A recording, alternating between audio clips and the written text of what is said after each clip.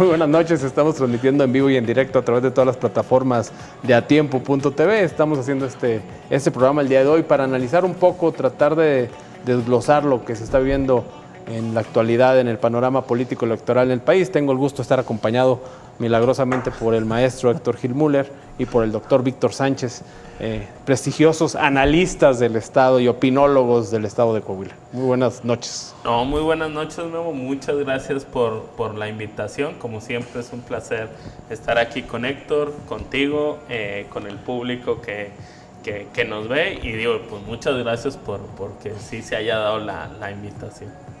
Maestro. Pues el mayor mérito, mi estimado, es tu amistad. Y la amistad aquí de mi querido y admirado Víctor. Muchísimas gracias por la invitación. Para mí es un privilegio poder coincidir en este ejercicio de opinión que es el deber de todo ciudadano. Si al ser humano le quitas la capacidad y la libertad de opinar, quitas la capacidad de soñar, de pensar, de elegir, de decidir, de discutir, y en eso se va la vida, ¿eh? La vida se va en nuestras opiniones. Luchar por ellas y defenderlas debe ser un mérito que solo pocos han considerado importante. Entonces, en verdad, muchísimas gracias por esta invitación. Hablando de opinar, yo coincido contigo que hay un fenómeno en la actualidad de que ya mucha gente quiere opinar. Está el fenómeno de la posverdad en redes sociales. ¿Qué es lo que yo opino? Yo siempre he dicho que no hay opinión arriba de la verdad. El problema es definir qué es la verdad, pero ya es un tema filosófico. Pero mi análisis aquí, o mi tema es, ¿la gente quiere opinar? ¿Realmente va a salir a opinar el próximo 6 de junio? ¿Quiere salir a votar? ¿O realmente nomás quiere decirlo por redes sociales, por plataforma? Y el día 6 de junio vamos a tener una votación del 50%. A ver, yo siento, o sea, que hay que segmentar como las cosas. O sea, cada vez hay más personas dispuestas a opinar, sí, pero no es la mayoría de la población. O sea, lo que vamos a ver en la elección es que las personas van y determinan quién asumen que es mejor para sus intereses. Pero no necesariamente eso se ve reflejado con opiniones como completas o con el proceso que llamamos voto informado. O sea, es decir, que una persona ve diferentes plataformas, compara trayectorias y a partir de eso decide. Sino que en muchos lugares, o sea, y esto es propio de la mayoría de los países, no solo en México, uno vota desde lo emocional. O sea, no solo desde la parte analítica, sino de lo que el corazón o las emociones le dicen a la persona. Entonces, creo que lo que vamos a ver es un gran ejercicio en donde quien logre transmitir una historia sencilla pero coherente va a ser quienes van a obtener más votos. Ganará el corazón las próximas elecciones. Qué interesante tema trae mi Víctor aquí a la mesa, porque estamos en tiempos de la política a partir de las emociones. Qué peligroso. Incluso en un buen libro, La Neoinquisición, se habla de este concepto de la emocracia, para referirnos a una democracia construida a partir de lo que hoy sentimos. Y son nuestros sentimientos los que están dictando, incluso conquistando a nuestras razones. Y eso es peligroso porque las emociones que se pueden cultivar tienen que ver con el odio, tiene que ver con el rencor, o tiene que ver con una felicidad que no depende de nuestra estrategia ni de nuestra acción, ¿no? Entonces, hoy en día, la mayoría de los candidatos que vemos que están presentando un discurso político se centran en lo que siente el elector, no en cómo lo va a hacer. Entonces se pudiera considerar que si votara una gran cantidad de gente, ganaría el candidato que te cae bien y no el que sea el mejor. O sea, gana el candidato que sabe construir una expectativa. O sea, y que esa expectativa se traduce en votos, aunque también, como bien menciona Héctor, pues hay también una como construcción de las emociones negativas. O sea, también puedes votar a partir de voto de castigo o del miedo que representa determinado personaje o partido político. Bueno, pero estamos llegando a unas elecciones llena de candidatos, boxeadores, luchadores, cantantes, futbolistas, deportistas, sin experiencia alguna en gestión pública o incluso privada. O sea, sin experiencia de la vocación política y del conocimiento político. Entonces sí, hay una seducción del electorado, hay una seducción para el votante, pero sobre todo sin responder a los comos elementales. Y eso es un gran atraso, porque si de por sí siempre nos pasamos diciendo que el futuro está en la educación y que debemos educar, pues ahora resulta que los educados no están apareciendo, los formados en la política no están apareciendo, y sobre ellos pesa la emoción de que por estudiar política son malos. Y eso es peligrosísimo, ¿eh? Sí, y este fenómeno de que el ciudadano elige candidatos por sus emociones principales, por quien me cae bien, por quien admiro. Tenemos el caso de Cuauhtémoc Blanco allá en considerado uno de los peores gobernadores. Claro, y arrasó en la elección. ¿Por qué? Porque la gente veía el fútbol y les caía bien, y el jorobadito, le decían. De hecho, si lo vemos, o sea, porque no es solo de México, en el mundo existe también en los últimos años un discurso de satanizar a la política. Y hay muchos candidatos que se presentan precisamente como yo no pertenezco a la clase política, por eso puedo responder mejor a lo que tú quieres. El ejemplo más claro, Donald Trump. O sea, Donald Trump, su bandera es, yo no soy un político profesional, yo no soy del establishment como todos estos que están en el debate. Y así empieza a surgir como una nueva ola de políticos no políticos en las diferentes elecciones mexicanas.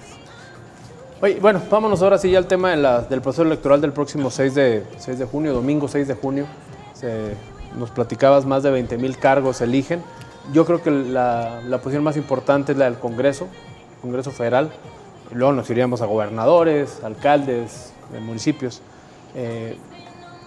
¿Qué tan importante es lo que va a pasar en el Congreso de la República, doctor? A ver, es de suma importancia. O sea, yo creo que es la gran elección, porque lo que te define la mayoría en el Congreso es si se pueden cambiar leyes, si se puede cambiar la Constitución, cómo se va a distribuir el presupuesto público. Hay que recordar que la Cámara de Diputados aprueba cada año el presupuesto de ingresos y de egresos. Entonces, lo que pasa ahí le pone o no un contrapeso a la figura del presidente. O sea, es decir, lo que van a decidir los mexicanos en su conjunto es si seguimos en un esquema en donde el presidente tiene mayoría absoluta y por ende ningún contrapeso, o bien va a tener que consultar a otros partidos para tomar las decisiones más trascendentales. O sea, y esto es fundamental, o sea, porque desde la Cámara de Diputados se puede decir, pues ya no le fondeamos este programa social, o ya no damos dinero para el Tren Maya o para la refinería. O sea, es decir, lo que se está jugando no solo es el Congreso, es la agenda del presidente, pero también la agenda en conjunto de todos los demás partidos. Y una posible reforma a los órganos autónomos, ¿no? Exacto. También, sí, que lo ha anunciado él abiertamente. Y es que hasta ahora el presidente ha emprendido luchas o batallas con rivales que no son de su calibre, que no son de su talla. Se ha peleado contra algunos estados, algunos gobernadores, algunos legisladores en lo particular, algunos jueces, contra los órganos autónomos, pero no ha emprendido una lucha real contra el Poder Judicial o contra el Poder Legislativo. Y estamos ante una posibilidad de que esto se pueda dar. Que yo creo que ya respecto al Poder Judicial, yo creo que hay una comparsa ya, ¿no? Ya están de acuerdo, como que ya no necesita pelearse con él.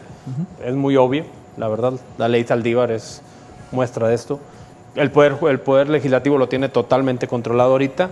¿Qué le falta? Yo creo que le falta tiempo para apoderarse de órganos autónomos que sí le están haciendo un contrapeso. Yo creo que no hay un órgano autónomo que más contrapeso le está haciendo, que es el Instituto Nacional Electoral y el Tribunal Federal Electoral.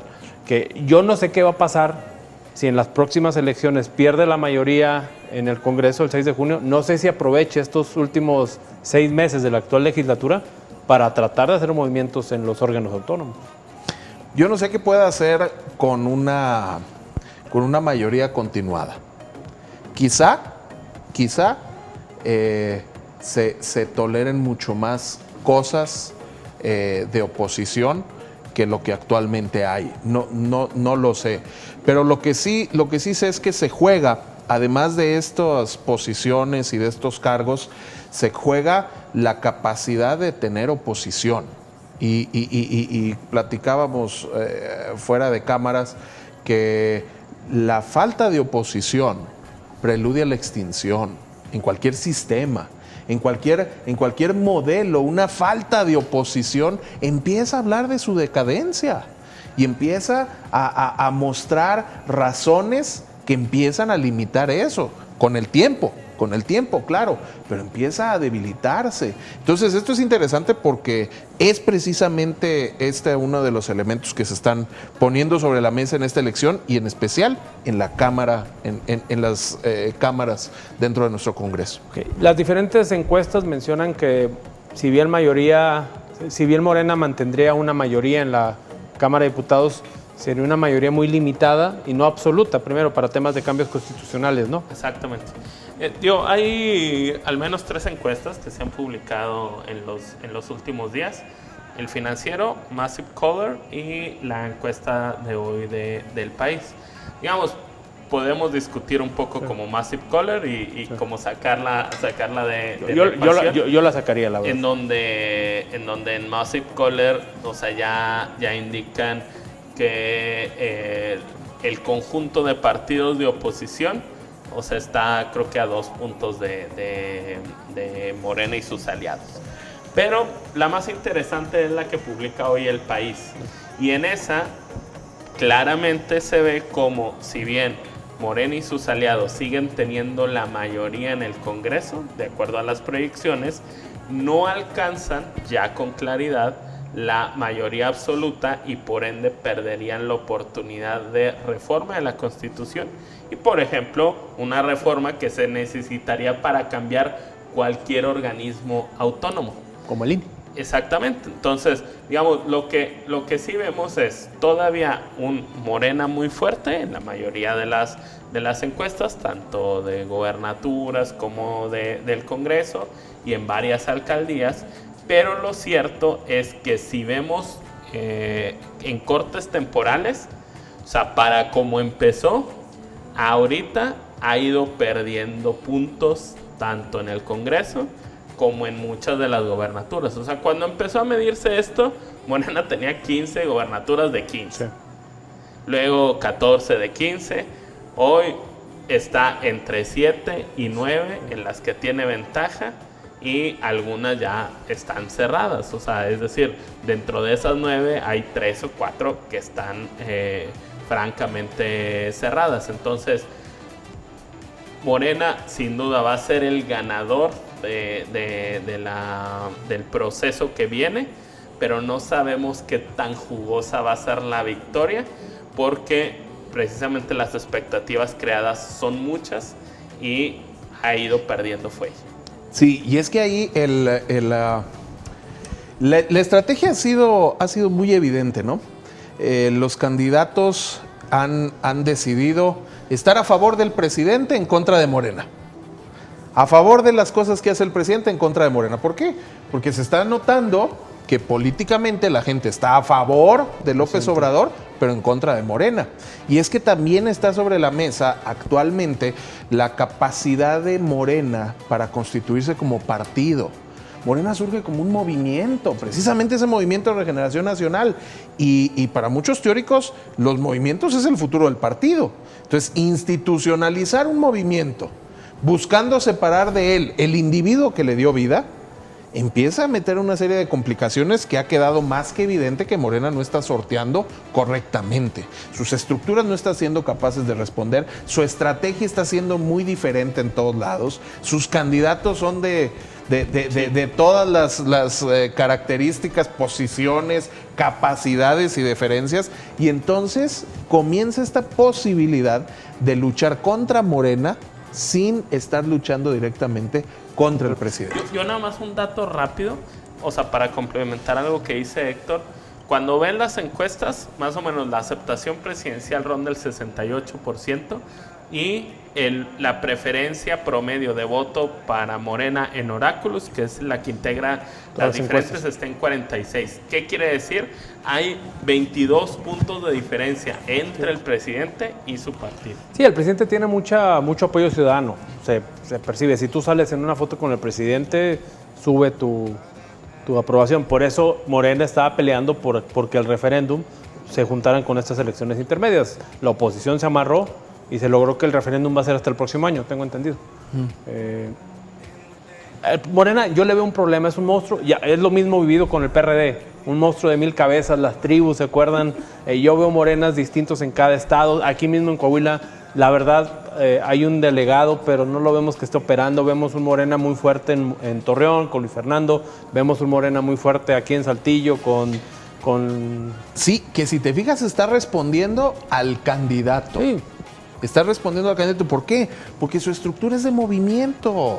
Entonces es una realidad. No puedes cambiar algo de la noche a la mañana ni decir, bueno, ahorita fuiste un movimiento unipersonal y ahora vas a ser un partido institucional. Pues claro, la ley te lo da, te da ese cargo la ley, el Instituto Electoral así lo consideró, pero a final de cuentas responde a las personalidades. Oye, pero si algo hizo grande el PRI fue la institucionalidad del partido. Claro. Partido Revolucionario institucionalizó la revolución. Claro. Es el único partido a nivel mundial que ha logrado eso, institucionalizar la revolución. Y metió tribus. Claro. También metió tribus, pero obviamente con cierta alineación, con cierta formación y nació con una estructura de partido, no con una estructura de movimiento.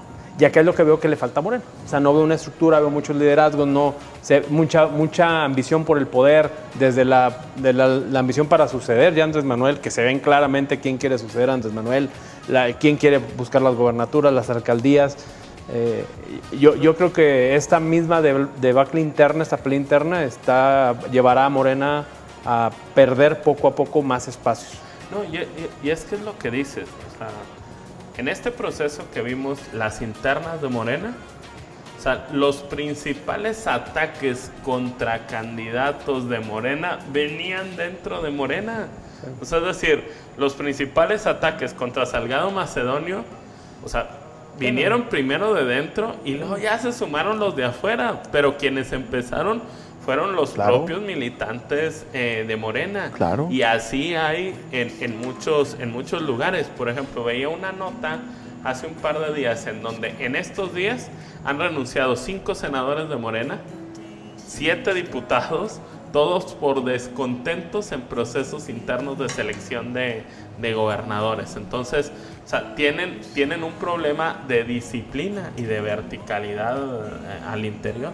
No, y hay que ver qué pasa con Morena cuando vengan las elecciones en sus bastiones, ¿sí? Claro. La Ciudad de México, cuando se elijan, ya no se eligen ayuntamientos allá, o sí en la Ciudad de México. Ahorita sí. Ahorita en este ayuntamientos, proceso, sí. ayuntamientos. Bueno, pero hay que ver gobernatura, en ¿no? Chiapas, ¿qué va a pasar en Chiapas? ¿Se van a desintegrar? ¿Qué va a pasar en Veracruz? ¿Sí? Puebla.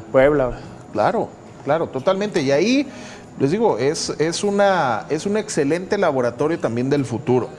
Porque yo también considero que la figura de partido a la cual hemos estado acostumbrados no tiene mucho futuro.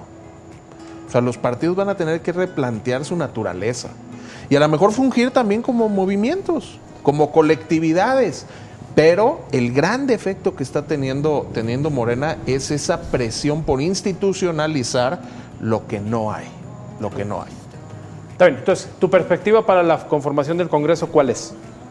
O sea, va a ganar Morena. ¿Más del 50%? Ellos solos no. O sea, yo creo que ahorita las mediciones en promedio están en 46. Yo creo que todavía va a bajar unos 2-3 puntos. O sea, sacar entre 41 y 42. Pero tanto Verde como PT van a tener cada uno entre 5%, 4%, 6%. Eso nos va a dejar a un Morena más PT más Verde con entre el 51 y el 54% de los votos. Más o menos las mediciones están dándole al PRI y al PAN entre el 17 y el 21% más o menos a cada uno. un 4% aproximado al PRD y entre 4 y 5% a Movimiento Ciudadano. Entonces yo creo que más o menos va a quedar así. O sea, es decir, Morena y sus aliados van a seguir teniendo mayoría,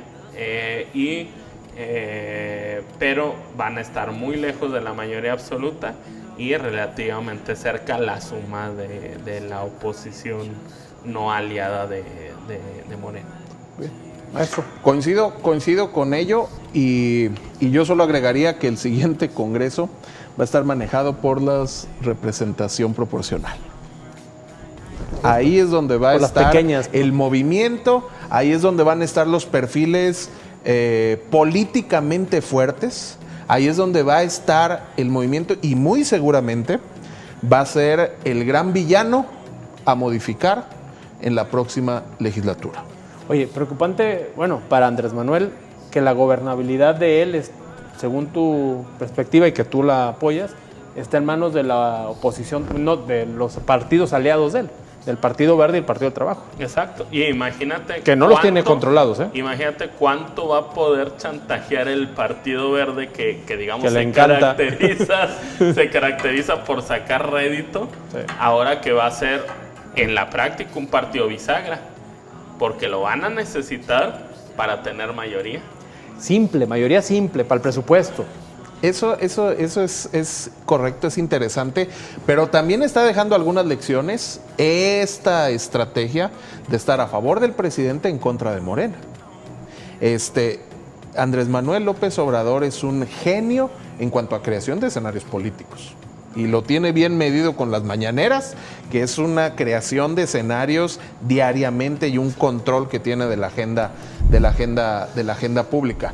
Muy seguramente se adaptará a esas condiciones y también muy seguramente sabrá continuar manejando a través de las emociones la capacidad de decir, muy bien, negociemos el futuro, pero en mi periodo no. Por eso te digo que aún en el triunfo total, las cosas pueden no ser tan agradables para el mismo presidente. Ya para terminar, para no alargar tanto el programa, creo que nos hemos equivocado en el papel del Congreso, ¿no? Lo hemos empezado a ver a raíz del presidencialismo priista de 70 años como un contrapeso, cuando la función real del poder legislativo no es ser un contrapeso del poder, son poderes autónomos totalmente que tienen funciones diferentes. Y por la necesidad de ser contrapeso han dejado de legislar para el ciudadano, para realmente las problemáticas actuales de los mexicanos. ¿Cuál creen que va a ser el juego del próximo Congreso bajo esta perspectiva de peso? O sea, va a ser ¿te imaginas un Congreso diciéndole al gobierno no al Tren Maya, no al aeropuerto, no a la refinería, no a adultos mayores? No, es que todo depende de quién tenga el control. O sea, es decir, si Morena y sus aliados siguen teniendo el control, pues eso que mencionas no va a pasar. O sea, ¿qué es lo único que podría pasar en ese escenario? Pues que reformas constitucionales no se den. Pero en dado casos, en un escenario en lo que hoy estamos viendo, perdiera un poco más de puntos, o sea, y terminara, no sé, 51-49 del lado de la oposición, sí podemos ver la cancelación de proyectos bajo una bandera de mandar esos recursos para otro nicho que sea electoralmente rentable, pero ahora a la oposición. O sea, a final de cuentas, pues es un juego. Sí, yo recuerdo el régimen foxista con ese congreso de oposición con Fox, ¿recuerdas? Y no salió muy bien librado el Congreso. El Congreso no se empoderó después de Fox, a pesar de tener unos eventos. ¿Recuerdan esa prohibición a que fuera a Washington? Sí. A que viajara. Eso es lo que se había vivido en el país. Entonces, yo creo que el Congreso va a tener que ser un tanto más elegante y refinado en cuanto a eso, porque a final de cuentas puede convertirse en el hombre de paja que sea todo lo malo. No, todo es lo que- malo. Sí, es que puede ser, hoy ya imaginé el discurso de Andrés Manuel diciendo, no lo puedo hacer, no te puedo dar apoyos porque el Congreso no me lo permite. Es correcto. No puedo terminar el Tren Maya porque el Congreso no me lo permite. No puedo terminar la refinería y que tengas gasolina más barata porque el Congreso no me lo permite. Tienes razón. Es correcto. Y lo bueno que es para generar escenarios. Totalmente, totalmente. Y de todos modos, la luna de miel no termina con estas elecciones. No. O sea, el triunfo de Morena de todos modos va a ser, va a empoderar al presidente y más con esta estrategia que se tiene de a favor del presidente en contra de Morena. Muy bien. Quería tocar el tema de las elecciones en Coahuila, yo creo que ya lo dejamos para otro programa, si me lo permiten y se dignan a venir conmigo unos 5 días antes de la del veda. 6 de junio. Faltan 15 días para las elecciones, ¿no? No, como 18, 19, ¿no? Sí, Bueno, menos la veda, 15. sí. Bueno, pues ahí los invito a ver si me hacen espacio en su agenda para hablar un poquito más en torno del panorama electoral aquí del Estado de Coahuila. Quise enfocarme en el tema del Congreso porque yo creo que se está jugando el futuro del país. Una elección donde Morena tuviera la mayoría absoluta con cambios constitucionales, yo creo que sí me preocuparía por el futuro de todos nosotros. Pero si me lo permiten, los invito aquí al aire para que se comprometan a venir a hablar sobre sus perspectivas del Estado de Coahuila electoralmente. Como No. buen Boy Scout. Es muy bueno recibir invitaciones que Claro. nos tenían vedadas durante. Digo, nos gustan más las durante invitaciones semanas. a cenar o a una buena copa, pero bueno, también a chambear. le Deberíamos aceptamos. hacer estas mesas ahí en el mercado, en algún lugar que nos patrocinen, patrocinen. que nos patrocinen la comida, nos llevamos el equipo de grabación allá. Ahí hay que decirle a Juan Ramón Cárdenas que nos invite a don Artemio, a Fabio, que nos invite a Inmercato. Órale, brínquenle. Muchas gracias, doctor. No, gracias a ti y un placer siempre hablar con ustedes. Maestro, muchas gracias. Igualmente, muchas gracias, mi estimado Memo, muchas gracias, Víctor, y gracias a todos ustedes. El mejor consejo es aprendamos, conozcamos las propuestas, estudiemos las propuestas y sobre todo el 6 de junio vayamos a votar. Oye, hay que ver cómo viene su agenda para el día de las elecciones. Yo sé que van a andar ocupadas, pero si no, para ver si nos acompañan en el programa nocturno de ese Órale. día, para ya con los resultados, vamos a tener encuestas de salida nosotros, Órale, a ver si podemos ver perspectivas ya de esto. órale. Muchas gracias. Nos vemos, muy buenas noches, descansen. Esto es una transmisión más de atiempo.tv por todas las plataformas sociales.